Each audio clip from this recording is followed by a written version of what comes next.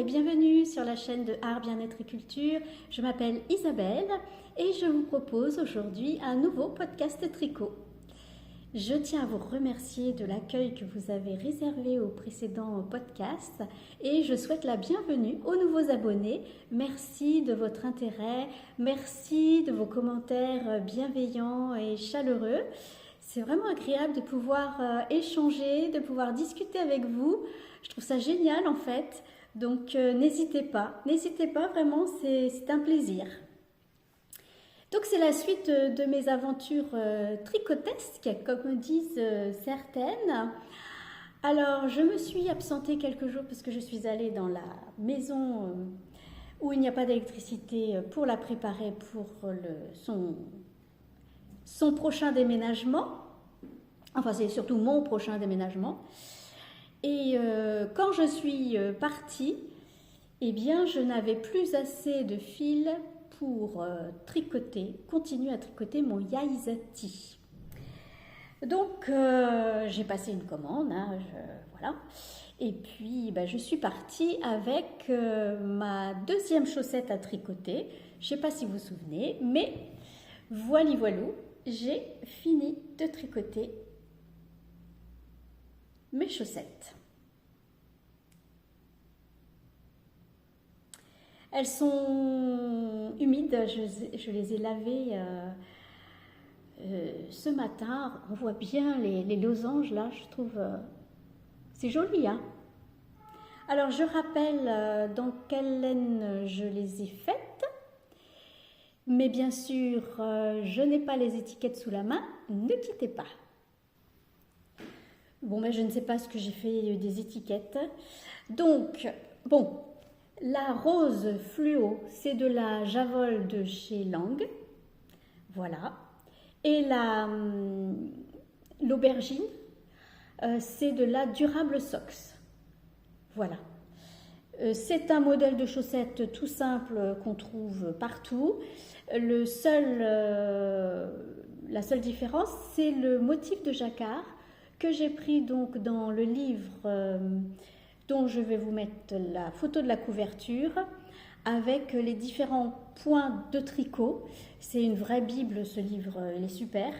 Et à la fin, il y a quelques motifs de jacquard et c'est de là que je l'ai pris. Donc voilà, je suis assez contente de ma chaussette. L'avantage, c'est que j'ai un petit pied, donc ça va vite à tricoter, forcément. Donc là-bas, dans la maison sans électricité, du coup, on tricote beaucoup plus. Hein. Il faut bien s'occuper. Donc, j'ai fini cette deuxième chaussette. J'ai vu un tuto de Anna Lelong. Elle fait du crochet. Et j'ai vu un tuto pour faire une pochette de portable. Et je me suis dit, dès que j'ai fini ma chaussette, je fais cette pochette de portable. Et la voilà. Donc le tuto est très bien fait. Elle explique vraiment bien. Bon, moi je ne suis pas hyper douée au crochet, donc forcément j'ai cafouillé au départ, parce qu'au départ je faisais ce qu'elle disait, sauf que le motif il était tout droit, vertical. Et sur sa pochette à elle, ils étaient bien comme ça, en diagonale. Donc je me suis dit ça va pas, donc j'ai défait et refait. Ça va très très vite à faire, hein. Très vite. Il y a toute la bandoulière là aussi qui est vraiment très rapide à faire, très facile. Je vous dis, moi je suis pas hyper douée en crochet, donc si je vous dis que c'est facile, c'est que c'est facile. Donc un tuto de Anna Lelong, super bien expliqué. J'ai pris un reste de pelote que j'avais dans mes restes, là, dans mon carton de laine prêt à déménager, parce que je ne voulais pas acheter puisque j'avais tout ce qu'il fallait. Donc, je ne vois pas l'intérêt. Donc voilà, je suis très contente de ma petite pochette de portable. Alors évidemment, je ne peux pas vous montrer comment ça fait le portable dans la pochette, vu que j'utilise mon portable pour faire la vidéo. Mais c'est très très bien. Voilà ce que j'ai fait. Et puis après, je me suis dit, bon, il faut que je tricote un truc. Si forcément on a du temps quand on est sans électricité, qu'on a fait tous ces cartons, qu'on est fatigué, qu'on est allé je ne sais combien de fois à la déchetterie et je ne sais combien de fois chez Emmaüs. Donc on n'a pas de télé, on n'a pas trop de distractions, le téléphone, il faut faire attention pour pas trop dépenser de batterie.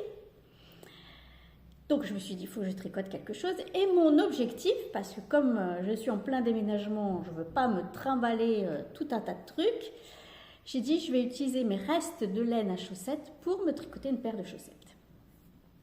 Et je voulais absolument tricoter une paire de chaussettes depuis ce livre.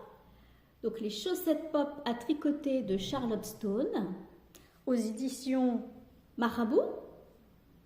On me l'a offert à Noël dernier, donc je voulais absolument faire une paire de chaussettes là-dedans. Il y a une paire de chaussettes qui est très connue dans ce livre. Je vais vous dire, quand je vais vous la montrer, vous allez vite dire, mais oui, on la connaît bien. Voilà. Les fameuses chaussettes lavande qui sont magnifiques, vraiment.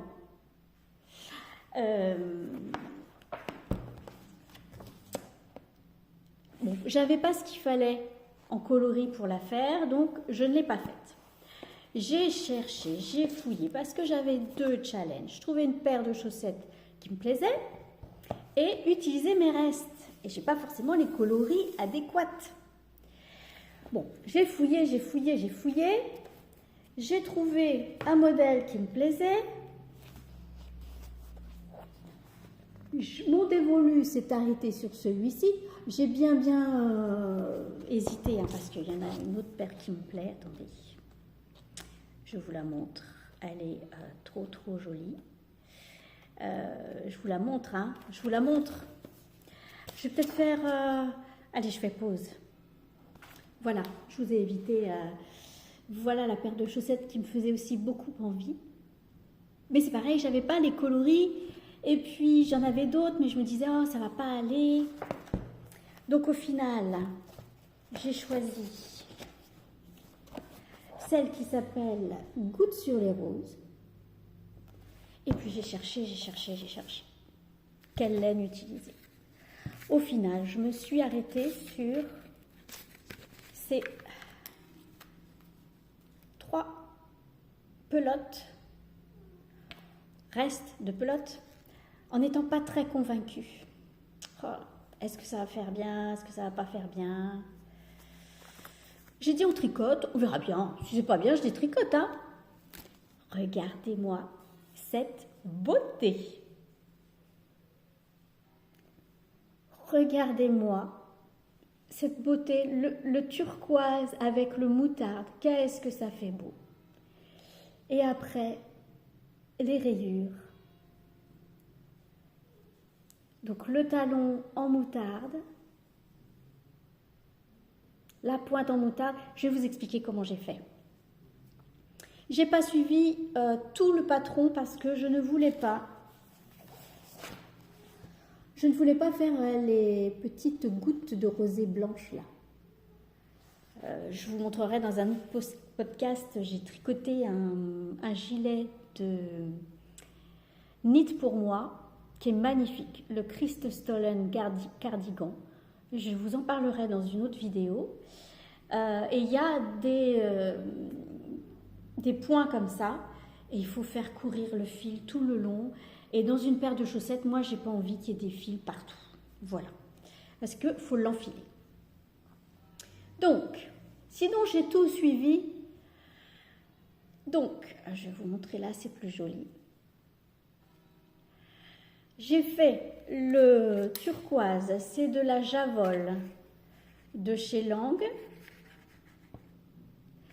coloris 83 0279, c'est le turquoise. J'ai utilisé la Fabelle de chez Drops. Je crois que j'ai l'étiquette là. Donc la Fabelle de chez Drops, coloris 111, donc moutarde. Donc vraiment Moi, je trouve que ça fait super joli. J'adore ce contraste. Et puis, j'ai utilisé donc la Fabelle de chez Drops, coloris 162. Je crois que c'est lagon, quelque chose comme ça, pour faire des rayures. Donc, j'ai fait tout comme elle dit, Charlotte Stone, jusque-là. Et après là, j'ai commencé les rayures. Donc, j'ai fait un rang de moutarde, 2 rangs de chinée, un rang de moutarde, 2 rangs de turquoise, et ainsi de suite.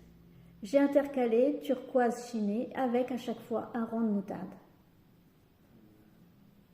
Moi, j'adore. J'adore, vraiment.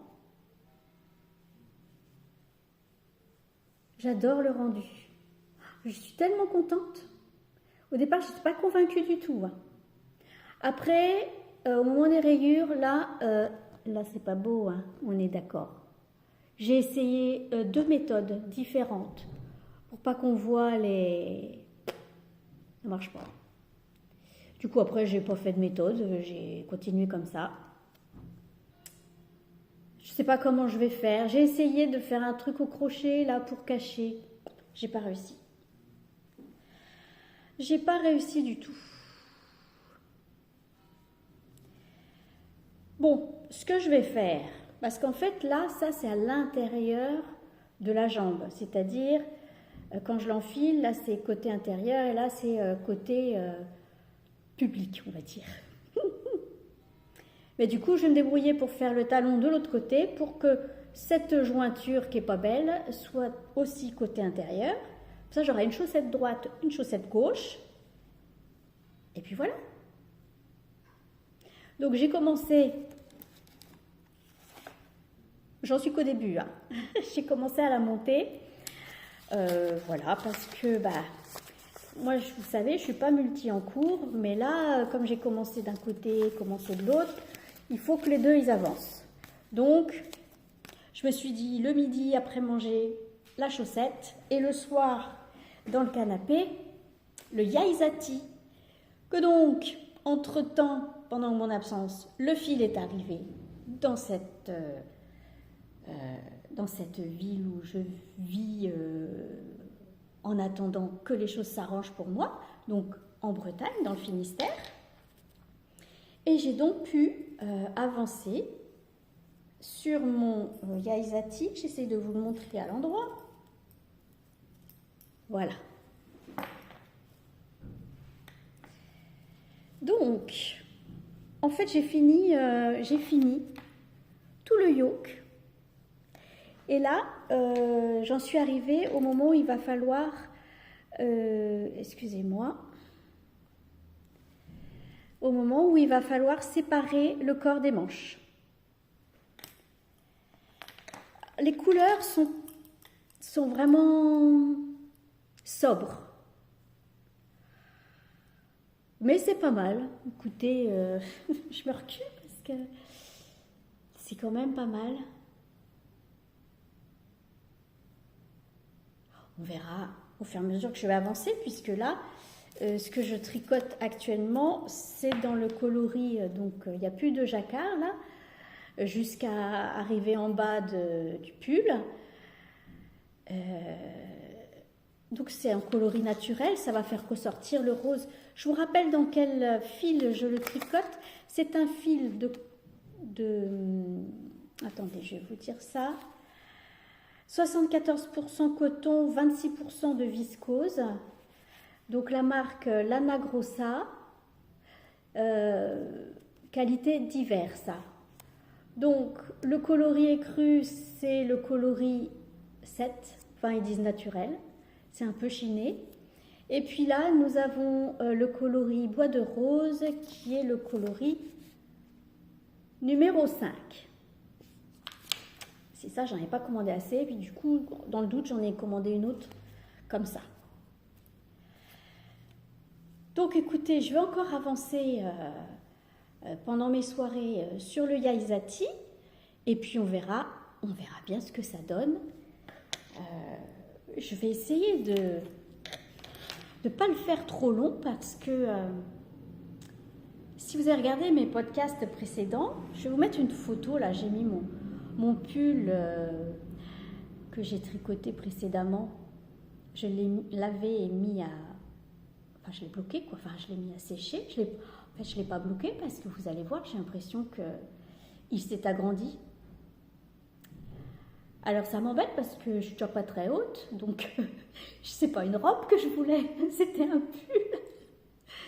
Du coup, on verra bien une fois qu'il sera sec. Du coup, je ne sais pas s'il ne faut pas que je le fasse suffisamment court pour ne pas me retrouver avec une tunique. On verra bien. Donc, je vous rappelle que le Yaisati, mais il est beau, hein. Il est beau. Et du coup, je le verrai bien en turquoise et un moutarde un peu chiné. Oh, je me dis que ça serait top. Imaginez le Yaisati en turquoise et moutarde. Oh.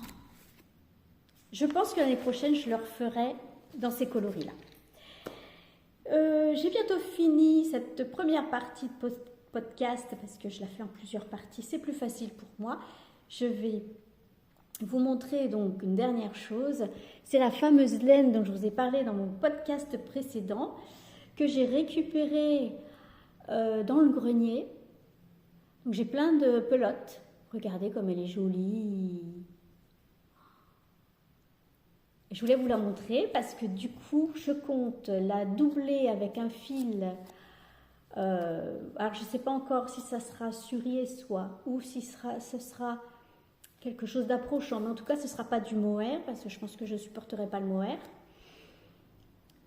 Pour faire le pull Tranum, je crois que c'est comme ça que ça s'appelle, je vais vous mettre une photo. C'est un patron de... Mince, j'ai oublié. Filcolana? Oh non, je crois que je me suis trompée. Je vais l'écrire, hein. Je vais l'écrire en dessous. Je l'ai eu gratuitement sur le site. Donc, c'est pas sur Ravelry. Alors, sur Ravelry, vous allez le trouver, mais vous avez un lien qui vous emmène sur le site. Me demandez pas comment je l'ai eu gratuitement, je ne sais plus. Mais je sais pas si c'est de la Filcolana. Bon, vous verrez bien, ce sera écrit. Et donc, je voudrais me faire le pull Tranum parce que je le trouve très beau avec ses raglans, avec les torsades. Voilà. Le col aussi, je le trouve très beau. Et donc, je vais me faire ça avec ça et un fil un peu dufteux. Voilà. Écoutez, je crois que j'ai fini pour aujourd'hui. Aujourd'hui, nous sommes le mercredi 22 juillet. Juste en aparté, si vous prenez l'autoroute A13 en Normandie, pensez bien à payer votre péage sur internet dans les 72 heures sur sanef.com ou .fr, je ne sais plus, bref, sur Sanef. Pensez bien parce que moi j'ai oublié. Mais j'ai oublié, bien oublié, hein, bien oublié. Du coup, j'ai eu une pénalité. Donc, pensez bien à le payer. Si jamais vous prenez cette autoroute pour éviter les pénalités qui sont... Voilà. J'aurais bien aimé ne pas leur donner cet argent. Je vous laisse jusqu'à la prochaine fois et je vous dis à bientôt.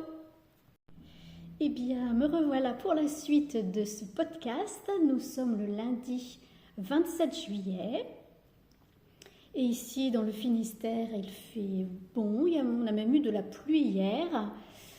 Ça serait bien qu'il y ait de la pluie en Gironde et dans le Var, vraiment, ça serait vraiment tellement bien. J'espère qu'elle va bientôt arriver. J'ai voulu attendre l'après-midi pour faire ce podcast, cet enregistrement, en espérant qu'il y ait plus de luminosité. Bon, il n'y en a pas beaucoup plus que le matin, mais on dirait que ça va. Je me suis dit, puisque dans la partie précédente, je vous ai parlé du Christ Stollen cardigan de Knit pour moi, je me suis dit, allons-y, parlons-en complètement.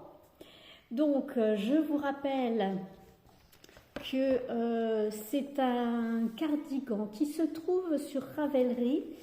Donc, elle s'appelle en vrai Soo-Min Kim. C'est une asiatique qui est en France. Et elle est aussi appelée sous le pseudo de Knit pour moi. Ce patron, c'est vrai que je ne pense pas toujours à le dire, mais ce patron est payant et je l'ai payé 10,20 €. C'est un patron extrêmement bien fait, très très complet. C'est vraiment 10,20 €, c'est vraiment du travail de professionnel, ça les vaut. C'est un patron, donc, comme c'est fait par une asiatique, souvent les asiatiques aiment les pulls d'assez grande envergure. D'ailleurs, vous verrez sur les photos que je vais vous mettre. Et donc, même si c'était pour une de mes filles qui a une forte corpulence, j'ai quand même fait que la taille 1 parce que sinon ça aurait été beaucoup trop large. C'est un cardigan qui normalement se tricote en rond du bas vers le haut. Et après, donc vous tricotez en rond et au milieu, vous faites des mailles supplémentaires et après, il faut couper. Je n'avais aucune confiance en moi. J'ai pas voulu tenter le coup parce que ça m'aurait fait vraiment très très mal au cœur de tout rater. Et parce que quand vous coupez à la fin puis qu'au final vous ratez votre coup, bah, c'est dur. Et comme j'avais pas confiance, bon voilà. Pourtant je sais que ça se fait et que ça se fait très bien, mais voilà. Donc j'ai décidé de le tricoter à plat, hein, donc pas en rond, à faire des allers-retours. Donc j'ai modifié légèrement le nombre de mailles pour pas avoir ces mailles du milieu en plus. J'ai donc tricoté en aller-retour, j'ai donc fait la taille 1. Je l'ai tricoté dans des laines de Charisma, des laines de Drops, la qualité Charisma. Le coloris principal, c'est rose poudré, c'est le coloris numéro 66. Et le coloris contrastant, c'est le coloris framboise, le coloris numéro 39. J'ai utilisé 10 pelotes et demie pour le coloris principal, donc en rose poudré, et 2 pelotes et demie en framboise. Alors, c'est aussi un cardigan qui n'a pas de raglan, c'est-à-dire vous tricotez du bas vers le haut, mais là ça s'arrête au niveau des manches, et après vous tricotez les manches. Que vous venez raccrocher, que vous venez coudre ensuite sur l'emmanchure. Donc ça c'est pas mal parce que vous pouvez vérifier la longueur des manches par rapport au reste du pull. Ma fille voulait des manches assez longues, elle voulait un pull assez long. Écoutez, elle a été servie parce que d'une part moi je tricote lâche, il faudrait que j'arrive à serrer un peu mon travail, ça serait bien. Mais en plus, j'ai appris par la suite, mais je m'en suis rendu compte avant, j'ai appris par la suite que la Charisma de Drops, elle se détend au blocage. Et c'est effectivement le cas. Donc, bon, il n'y a pas eu trop de... Quand même, ça s'est pas trop détendu, pas autant que mon pull qui est devenu presque une tunique. Bon bref quoi, on passe le sujet, je ne sais pas encore ce que je vais faire. Donc du coup ces manches, elles sont vraiment bien longues, hein, mais ça va. C'est un pull, donc le patron est vraiment très très bien. C'est très facile. Comme j'en parlais précédemment, le seul truc un peu pénible c'est de faire courir ce fil, donc je sais pas, c'est tous les 5-6 rangs, vous faites courir le fil et vous faites une maille de coloris framboise au milieu du coloris rose poudré. Ça va que c'est un cardigan parce que c'est un gilet qu'on enfile comme ça, donc on ne peut pas se prendre dans les fils. Ça serait un pull, ça serait peut-être un peu plus gênant, je ne sais pas. Il existe aussi en version pull avec un magnifique col camionneur un peu. Là aussi, on voit, il y a un beau col, mais vous l'aurez vu sur les photos. Que vous dire? C'est quand même un projet de grande envergure. Donc, je vous rappelle, moi j'ai fait la taille 1. Malgré tout, il y a beaucoup de mailles. Les motifs, ça va, mais j'avoue que vers la fin, j'en voyais plus le bout. Hein. Je me suis dit, c'est pas possible. En plus, j'avais prévu le tricoter pour lui offrir à Noël. Et j'étais un peu pressée par le temps. Donc je crois même que j'ai pas réussi à le finir pour Noël. J'ai dû lui offrir le lendemain ou le surlendemain. Voilà. Si je devais le faire pour moi qui suis plus menue, je supprimerais la valeur d'un motif. Vous voyez ces gros flocons de neige qu'il y a en haut du cardigan. Il faudrait que je supprime un motif parce que sinon ce serait vraiment trop grand, quoi. Vraiment, si vous voulez faire ce cardigan, réfléchissez bien avant parce que je pense que pour des personnes menues, moi je porte du S ou du 36 voire 38, ouais c'est trop grand. Il y a la valeur d'un motif de trop, à mon avis. Je relis mes petites notes. Donc tricoter en aller-retour, voilà, pour ne pas avoir le découpé, je vous l'ai dit. Modèle très large, si je le fais pour moi, je supprimerai au moins un motif pour diminuer la largeur. Les mailles en coloris contrastant dans le jersey génèrent du fil emmené tout le long du rang. Bon, ben ça voilà, je vous en ai parlé. Ouvrage long à faire, je vous l'ai dit aussi. Après, c'est une réelle satisfaction. Une fois qu'il est terminé, c'est vraiment un beau patron, un beau modèle, vraiment bien pensé. C'est un beau modèle. Franchement, et moi je me dis si, parce qu'au départ je voulais me le faire pour moi. Et quand j'en ai parlé à ma fille, elle dit « Oh, il est trop beau, j'en voudrais un. » Écoute, si tu veux, je te le fais pour Noël. Mais du coup, elle a choisi ses couleurs. Mais si je devais le faire pour moi dans les couleurs originales du patron comme elle le vend sous Min Kim, je pense que au lieu de prendre du blanc pour le coloris principal, j'irais prendre comme par exemple chez Drops, ça doit être dans la qualité Fiesta. Il y a je vous mettrai la photo, il y a une pelote de laine qui doit s'appeler Glacier, quelque chose comme ça, et qui fait quelques points de bleu par-ci, par-là.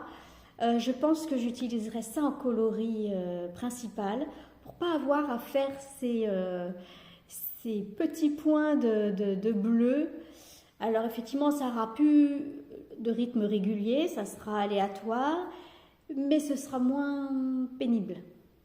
Parce que quand vous êtes dans votre mer de jersey et que d'un seul coup, il faut faire courir ce fil, ouais, parce qu'en plus, il y a, je sais pas, peut-être 9-10 mailles entre chaque, je me souviens plus. Vous pouvez pas le tendre toutes les 10 mailles, c'est pas possible, donc vous êtes obligé de le faire courir toutes les 5 mailles, enfin voilà, Bon, c'est juste le petit bémol, mais c'est juste moi en fait, hein, parce que ça m'a semblé pénible. Mais franchement, le résultat, il est chouette. Donc voilà, est-ce que je vous ai tout dit? Ouais, j'ai mis presque 2 mois à le faire. Hein. Presque 2 mois à le faire, en tricotant le soir. J'avoue que des fois j'étais obligée de tricoter seule dans mon coin, surtout au moment des gros motifs de flocons de neige. Sinon, je me trompais. Et quand c'était beaucoup plus facile, je me souviens, c'est marrant parce que du coup, il y a le souvenir, j'ai regardé ça en tricotant donc devant, je n'ai pas regardé ça, j'ai tricoté en regardant avec ma fille les chroniques de Bridgerton. Donc du coup, il y a le lien qui se fait, le Christ Stolen Cardigan et les Bridgerton. Et voilà, et donc des fois, j'étais obligée de faire le jacquard, pardon, toute seule dans mon coin. On va aborder un autre ouvrage que j'ai fait aussi pour la même fille. Je vous parlerai d'un autre ouvrage que j'ai fait pour mon autre fille. Je lui ai tricoté des mitaines. Alors, comme elle aime beaucoup Alice au pays des merveilles et qu'un jour, par hasard, sur Ravelry, je suis tombée sur les Cheshire Cat Knits. Non, Knits. Voilà. Je vais vous l'écrire. Cheshire Cat Knits. Donc, un patron gratuit en anglais. Qui est un... Alors, j'avais jamais fait de mitaine. Qui est un patron qui se fait en tricot double et en jacquard, parce que donc dessus vous avez le chat de Alice au pays des merveilles. Et donc c'est du tricot double que j'avais jamais fait. Donc au départ quand j'ai téléchargé le patron et imprimé et que j'ai essayé, j'ai absolument rien compris, mais rien. J'étais encore dans ma phase où le cerveau... Voilà, donc j'ai laissé tomber l'affaire. Je me suis dit, je comprends rien, je vais attendre. Donc j'ai attendu d'aller mieux pour me pencher sur la question. Donc c'est du tricot double. Donc le tricot double, je rappelle, vous avez sur votre aiguille, le double de mailles qu'il vous faut pour la bonne distance que vous avez besoin. Parce que quand vous tricotez une maille, on va dire sur l'endroit, on tricote à l'endroit, vous tricotez votre première maille à l'endroit pour la partie qui est face à vous, et puis la deuxième maille, vous la tricotez à l'envers pour la partie qui est de l'autre côté. Puisque c'est un tricot double, il y a deux tissus en fait. Et normalement, quand vous avez fini, vous pouvez écarter même les tissus. Le truc, c'est que du coup, quand vous tricotez votre maille à l'endroit pour la partie face à vous, il faut que tous les fils, parce que du coup vous avez au moins deux fils, un fil pour l'avant, un fil pour l'arrière, il faut que tous les fils soient à l'arrière, et puis quand vous tricotez votre maille envers, il faut que tous les fils soient à l'avant. Donc à chaque fois, c'est encore pire que des côtes, on va dire, hein, parce que les côtes, il faut tourner le fil à chaque fois. Là, il y a deux fils à chaque fois qu'il faut bien mettre d'un côté et de l'autre. Mais, comme là en plus, c'est du jacquard, certes un jacquard à deux couleurs, du jacquard quand même, il y a quatre fils du coup. Et alors, comme c'est du jacquard, sur l'avant, j'arrivais à faire quelque chose de sympa, parce que voilà, j'ai l'habitude de tricoter. Mais sur l'arrière, en fait, je ne sais pas comment je me suis débrouillée, mais sûrement en croisant mes fils, tout ça, je ne faisais pas quelque chose de très sympa. Alors, ça a été d'une longueur, d'une complexité. Bref, parce que en plus, ce qui se passe dans ce modèle, c'est que vous avez le négatif et le positif. C'est-à-dire devant votre couleur principale, c'est du noir. Dans mon cas, là, c'est du noir. Est-ce que j'ai noté d'ailleurs les... Non, je n'ai pas marqué les laines utilisées, mais il me semble que c'est de la... Non, je ne pourrais pas vous dire les laines. Désolée, et les étiquettes sont dans l'Oise, donc je ne pourrais pas vous dire les laines. Ah, peut-être si je vais voir sur Ravelry. J'irai voir sur Ravelry, puis je vous l'écrirai. Donc d'un côté, face à vous, vous avez le chat en bordeaux sur fond noir. Et à l'envers, vous avez le chat en noir sur fond bordeaux. Parce qu'elles sont réversibles au final. Vous les retournez et du coup, vous avez les couleurs inversées. C'est l'avantage de la paire de mitaines en fait. En plus, comme elle est en tricot double, elle est d'autant plus chaude. Mais alors, c'était moche. C'était moche, vraiment. C'était pas beau ce que j'avais fait. Du coup, j'ai tout défait. Alors là aussi, ça a été compliqué parce que du tricot double à défaire, bonjour. Et je ne sais même pas si j'ai réussi à tout défaire. Et du coup, j'ai décidé de les tricoter en tricot simple. Donc, je vous aurais mis peut-être les photos déjà, ou je vous les mets maintenant, je ne sais pas. On verra ça au montage. Donc, je les ai fait en tricot simple. Et puis voilà, puis elle est très contente. C'est un patron qui est bien écrit, simple. Bon, sauf qu'à un moment donné, j'ai pas compris ce qu'elle disait, la designeuse. J'avais jamais tricoté de mitaine, donc je comprenais pas. J'avais beau aller faire la traduction sur Google, sur Reverso, je comprenais pas. J'essayais de voir les ouvrages des autres. Donc j'ai envoyé un mail à cette personne. Bah, écoutez, ça doit faire plus d'1 an maintenant, elle ne m'a toujours pas répondu. Bon, c'est pas grave, hein. Depuis j'ai trouvé des gens qui faisaient des tutos de mitaines et d'un seul coup j'ai compris ce qu'elle a voulu dire. En fait, c'était juste de relever des mailles à un certain endroit pour pouvoir faire le pouce. Mais quand on n'en a jamais tricoté, qu'on ne comprend pas la traduction, vraiment c'était du charabia pour moi, ben voilà. Mais j'ai réussi quand même, puisque vous pouvez voir en photo. Donc voilà, des ouvrages que j'ai faits. Franchement, elles sont sympas, les mitaines. Hein. Si vous allez sur Ravelry, vous allez voir différents ouvrages.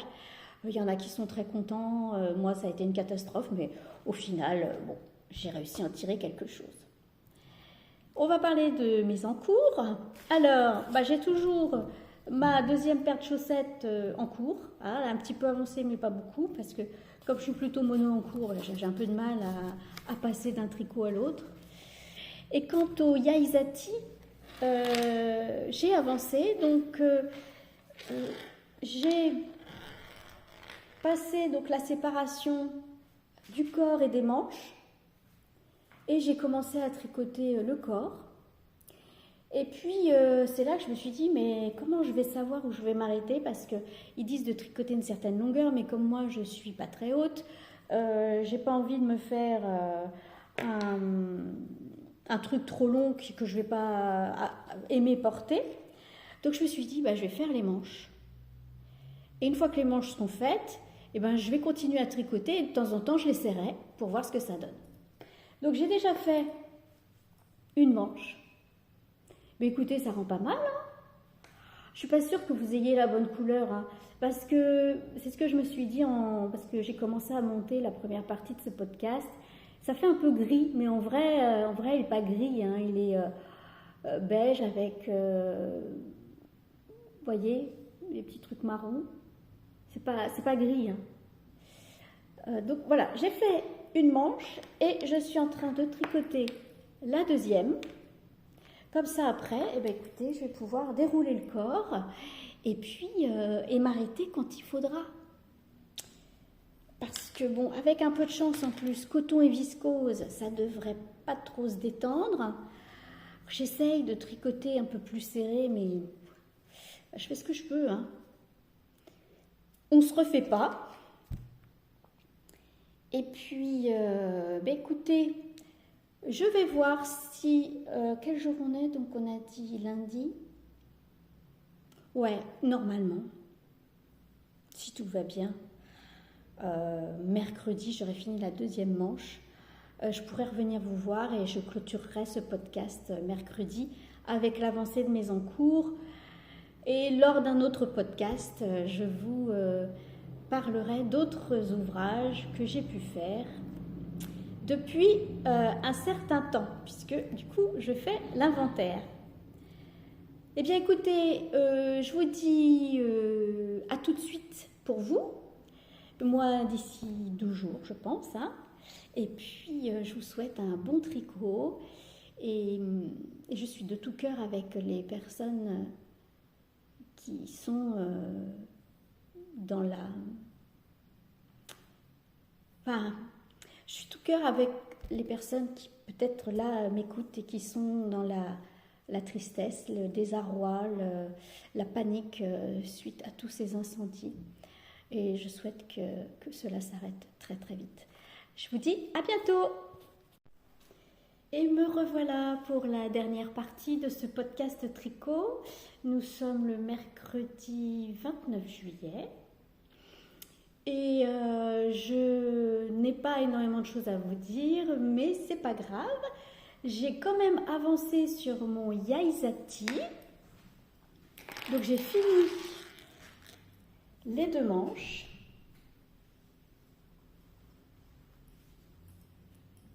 En voilà une. Et en voilà 2. Et donc je déroule le corps petit à petit. Je vois pas ce que je vous montre. Voilà, il y a mon chat qui... Non, tu attends. Donc, bon, j'avance tranquillement. Je suis assez contente du rendu, même si vous, les couleurs, vous ne les voyez pas aussi claires qu'elles sont. Et puis, voilà, comme ça, je vais pouvoir m'arrêter au bon endroit pour que le t-shirt ne soit pas trop long. Et j'espère qu'au prochain podcast, j'aurai la joie de le porter. Voilà où j'en suis. Ma paire de chaussettes, la deuxième chaussette bleue, enfin turquoise et moutarde. J'ai fini les côtes, donc bon, j'en suis pas très loin, il n'y a rien à vous montrer. Et là, je vais vous montrer ce que j'ai reçu aujourd'hui. Figurez-vous que mon petit-fils voulait que je lui tricote quelque chose. Au départ, il m'a demandé un slip. Je lui ai dit, tu sais, un slip en laine, ça va peut-être pas être très confortable. Hein. Il est trop mignon. Il a bientôt 7 ans. Et du coup, après, on est parti sur les chaussettes. Il aime bien que je lui tricote des chaussettes. Donc, on est allé sur Ravelry. On a regardé les modèles de chaussettes. Et puis, on en a choisi certaines. Et au final, il a choisi, donc je vais vous mettre la photo, les chaussettes Mara. Donc, que vous voyez là. Donc, blanche et crue avec des rayures rouges et vertes et des fraises en haut de la chaussette. Donc, ben oui, parce qu'on n'est pas loin de... Je ne sais pas si vous savez, mais il y a les fraises de Plougastel qui sont très renommées. Mais là, ce sont les chaussettes Mara, j'imagine, en clin d'œil aux fraises Mara des Bois, qui sont tellement bonnes. Et donc, j'ai commandé chez Rascol la laine. Et donc, nous avons ici de la Javol de chez Lang pour le fond, le coloris principal. Ici, nous avons du rouge en durable Sox pour les rayures et pour les fraises. Et pour l'autre rayure et les feuilles de fraises, nous avons aussi de la durable Sox dans ce vert qui est très très beau. Moi, j'adore, j'aime beaucoup le vert, donc forcément... Voilà, donc j'ai tout ce qu'il faut pour lui tricoter ses chaussettes. Et j'ai également commandé, eh bien, ceci, des aiguilles à coudre. Alors moi qui adore les hippocampes, j'ai fait aussi un peu exprès de commander parce qu'il y a plusieurs emballages, donc voilà, cet emballage-là. Pour la petite histoire, dans l'incendie que j'ai eu, bien il y a 97% de mon nécessaire à couture qui a brûlé. Donc la boîte à couture en bois, plus tout ce qu'il y avait dedans. J'ai récupéré la paire de ciseaux, qui a une drôle de couleur maintenant. Oh, c'est très original. Hein. Et j'ai récupéré quelques aiguilles, j'en ai lavé quelques-unes, mais c'est pas terrible, j'ai toute cette suie. Du coup, j'en ai acheté, ça coûte pas cher. Et alors, ce qui est rigolo, c'est que derrière, c'est marqué « Vos aiguilles véritables Bohin ont été emballées par Isabelle. » Comme moi. Voilà, pour la petite histoire. Donc, je vais terminer mon Yaisati. Je vais terminer ma deuxième chaussette rapidement pour pouvoir mettre sur mes aiguilles des chaussettes Mara pour mon petit-fils. Écoutez, ce podcast touche à sa fin. Je vais vous mettre quelques images Ah oui, je vais vous parler d'autre chose aussi, c'est vrai. Je vais vous mettre quelques images alors d'hier, je suis allée à la plage d'ailleurs, bon je sais pas si vous voyez, mais je suis un peu rouge là. Et à Landéda, à la baie des Anges, petite plage très sympathique. J'y ai passé tout l'après-midi, c'était bien. Et dimanche matin, il y avait une chorale où les gens, il y avait surtout des hommes, puis il y avait 3 femmes, mais c'était des musiciennes qui chantaient aussi, hein, et c'était surtout des chants marins ou des chants bretons. Souvent breton et marin ça va avec, ça va ensemble. Et je vais vous mettre pareil les petites vidéos à la fin de ce podcast. Et pour terminer ce podcast, j'ai remarqué que certaines personnes qui font du tricot parlent de leur lecture en fin de podcast. Donc je fais juste une petite aparté, donc si ça ne vous intéresse pas, vous pouvez partir dès maintenant. Je vais vous parler d'un livre que j'ai lu dernièrement et qui a été écrit par quelqu'un que je connais et qui est vraiment une très très belle personne, mais vraiment une très belle personne. Elle écrit tellement bien. Donc son livre, c'est Gardez-nous du mal. Donc son pseudo, c'est Séraphine. La couverture est magnifique. C'est une de ses connaissances qui l'a faite. Donc elle a une écriture très poétique, très imagée. J'aime beaucoup. D'un seul coup, c'est comme si certaines choses qui n'ont pas de vie à proprement parler deviennent vivants. Je veux dire, une pelote de laine avec elle, ça devient quelque chose d'incroyable. J'aime beaucoup sa façon d'écrire. Et donc, c'est l'histoire d'un jeune garçon qui, je crois qu'il a 12 ans au moment des faits, et qui embarque sur un bateau de pirates. Et ce bateau de pirates, à un moment donné, rencontre des monstres en mer et coule, enfin tout le monde meurt, sauf lui. Donc il s'appelle Maclock. Et du coup, ce jeune échoue sur une île et il fait sa vie sur cette île. Donc il est à l'écart évidemment des gens du village, mais qui voient bien qu'il existe. On baigne aussi un peu dans l'ambiance de la vie sur une île, les gens qui sont vraiment, qui vivent beaucoup en autarcie finalement, parce qu'ils vont rarement sur le continent. Les seules personnes qui viennent du continent, souvent c'est le médecin. C'est le médecin ou le journaliste. Et donc, depuis qu'il a fait naufrage sur cette île, tous les jours arrive vers lui une bouteille de verre avec une rose rouge à l'intérieur. Donc il les collectionne, il les empile.